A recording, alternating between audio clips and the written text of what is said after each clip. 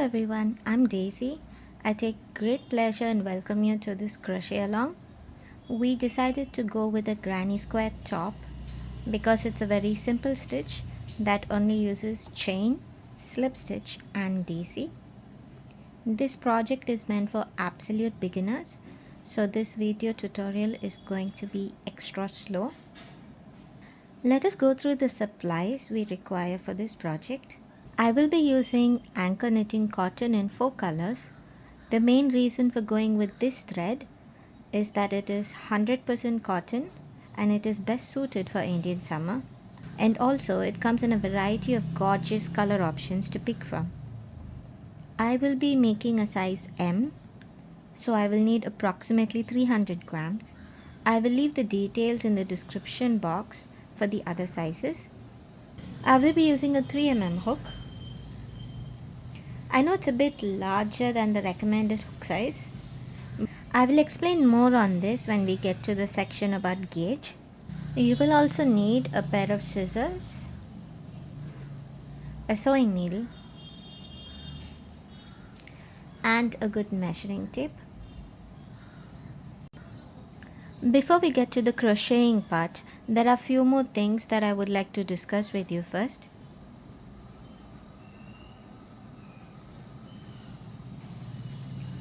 We only need one body measurement for now, and that is the bust measurement.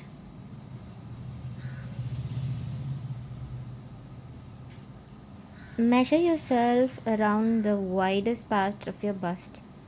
I'm using my body measurements. You will have to calculate using your own body measurements. So I'm at 36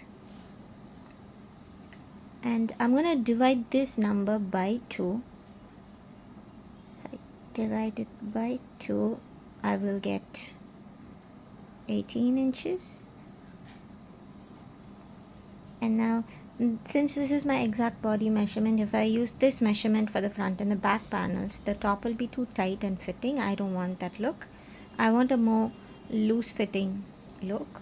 So I will be adding some ease on both sides. So I want 1 inch ease on both sides. So I'll be adding 2 inches to this. So that gives me 20 inches. So this is how wide I want my front and my back panel to be. So like I mentioned, these calculations are using my body measurements. You will have to calculate using your body measurements, or if you have a favorite top that you like, you can use measurements from that. You will have to lay it flat. Just lay it on a flat surface and measure across the chest.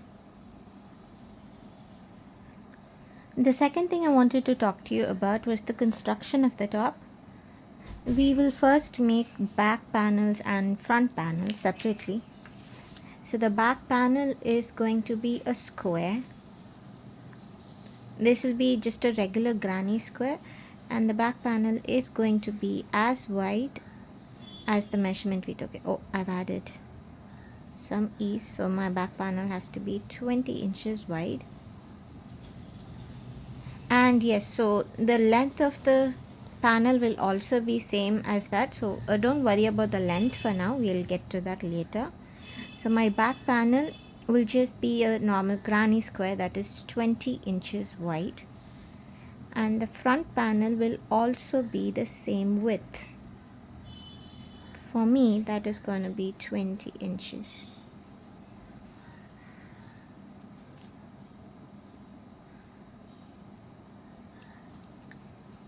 Now the only difference between the back panel and the front panel is the back panel is just a regular granny square. It does not have any shaping. But the front panel, we will need to do some shaping for the neckline. As of now in the cal, we have not decided if we're going to go for a round neck, square neck or a V neck. We will decide that in a poll later on, and once we've decided that, we will go ahead with it. But for the sake of the demonstration, I'm just putting a round neck over here. So once the front panel is done, we will join the back and the front panels along the shoulder seams and the side seams. So at this point, once we've joined it at the shoulder seam and the side seam, it will look like a sleeveless crop top. If you want to stop at that point, you can go ahead and stop it. That will be pretty as well. In case you don't want a crop top and you want a regular top, you can continue. So once we finish that, we will add a few rows to the bottom edge of the top.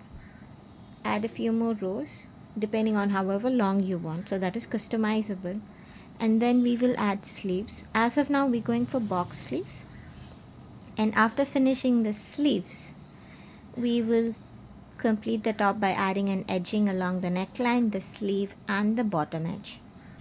So in order to join the front panel and the back panel, we will join them as you go while working the last row on the front panel. So we'll finish the back panel first, and when we are finishing the front panel while working the last row, we will join it along with the back panel. So don't worry, when we get to that part, there will be a proper demonstration on how to do that. So that's about the construction of the top. The next thing I wanted to address was gauge. Here are my two gauge swatches.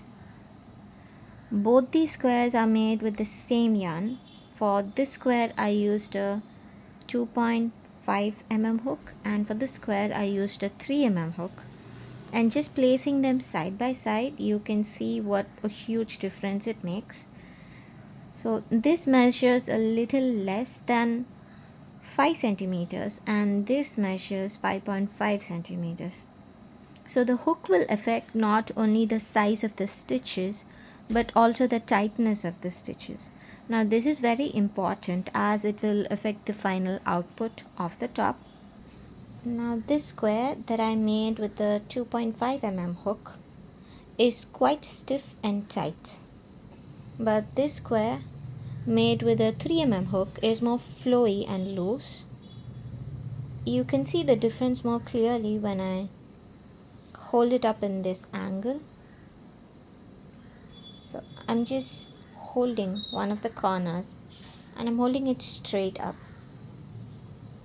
So this square is staying stiff like a piece of cardboard. It's staying straight. Whereas this square, when I try to do the same thing, so I'm just holding it up by one of the corners. I'm holding it in the same direction, no changes. You can see it's not able to stand straight. This is falling over and it cannot stay up straight by itself. So this is not about how flexible the square is. You can bend the square even if the stitches are tight.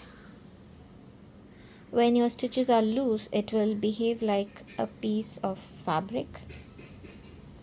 And if your stitches are tight, the square will behave like a piece of cardboard or a biscuit.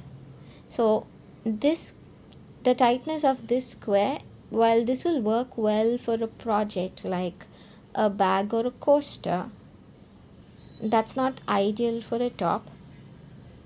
If your stitches are too tight, your top will become very dense and heavy. So think about it, it'll be like you cut a piece of cardboard and you're trying to tape it onto yourself. So it will not drape beautifully, it will look terrible. So we don't want the stitches to be so tight for the top. For our top, we want the stitches to be loose and we want them to behave like fabric and drape beautifully. And this can be achieved by loose stitches. It will help your top to look more flowy and drape more elegantly. So let me just hold it up once again for you so that you can see the difference. So I'm just holding this by the corner and I'm keeping it straight, and I'm doing the same with this. So if your stitches are tight, it will stand upright by itself without any support like a piece of cardboard. And I try to do that with this square because the stitches are loose. They do not stand up by themselves. I mean, the square does not stand up by itself. And it flops over and falls like this. So that is the look that we're going for.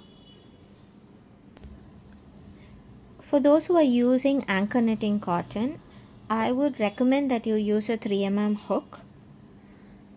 In case you feel your square is tight, try another square with a 3.25 mm hook, so because all of us hold our yarns and hooks differently, and that can cause differences in how tight your stitches are. So it's possible that your tension is tighter than mine, so you're ending up with stitches which are more dense even though you're using the same yarn and hook as me. So that's not a mistake you're making, it happens. For those who are using a different yarn, I will suggest that you make 2 or 3 squares with different sized hooks. So pick a hook which is first recommended and then make another square with a bigger size.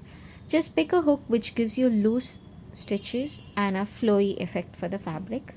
I think that's about it. I have mentioned everything that I wanted to communicate with you before we start.